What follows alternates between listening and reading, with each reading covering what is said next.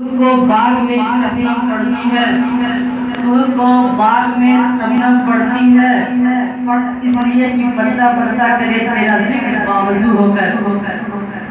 Now I would like to call Sana for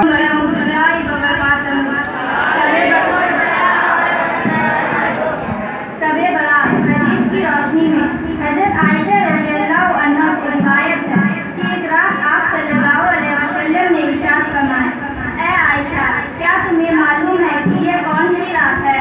میں نے عرض کیا: اللہ اور اس کے رسول زیادہ جانتے ہیں.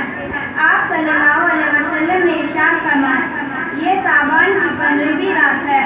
اس رات اللہ رب العزت اپنے بندوں پر نظر رحمت فرماتے ہیں، بخشش چاہنے والوں کو بخش دیتا ہے، رحم چاہنے والوں پر رحم فرماتے ہیں، اور بغض رکھنے والوں کو ان کے حال پر چھوڑ دیتا ہے. بغض کسے کہتے ہیں؟ بغض کہتے ہیں ایک دوسرے سے جلنا. حدیث شب برات حدیث کی روشنی میں حضرت عائشہ رضی اللہ عنہا سے روایت ہے کہ ایک رات آپ صلی اللہ علیہ وسلم نے ارشاد فرمایا: اے عائشہ، کیا تمہیں معلوم ہے کہ یہ کون سی رات ہے؟ میں نے عرض کیا: اللہ اور اس کے رسول زیادہ جانتے ہیں. آپ صلی اللہ علیہ وسلم نے ارشاد فرمایا: یہ شعبان کی 15ویں رات ہے. اس رات اللہ رب العزت اپنے بندوں پر نظر رحمت فرماتے ہیں، بخشش چاہنے والوں کو بخش دیتا ہے، رحم چاہنے والوں پر رحم فرماتے ہیں، اور بغض رکھنے والے کو ان کے حال پر چھوڑ دیتے ہیں. بغض کسے کہتے ہیں؟ بغض کہتے ہیں ایک دوسرے سے جلنا.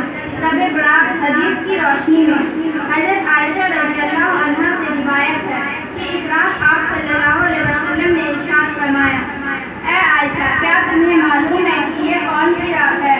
میں نے عرض کیا: اللہ اور اس کے رسول زیادہ جانتے ہیں. آپ صلی اللہ علیہ وسلم نے ارشاد فرمایا: یہ شعبان کی 15ویں رات ہے.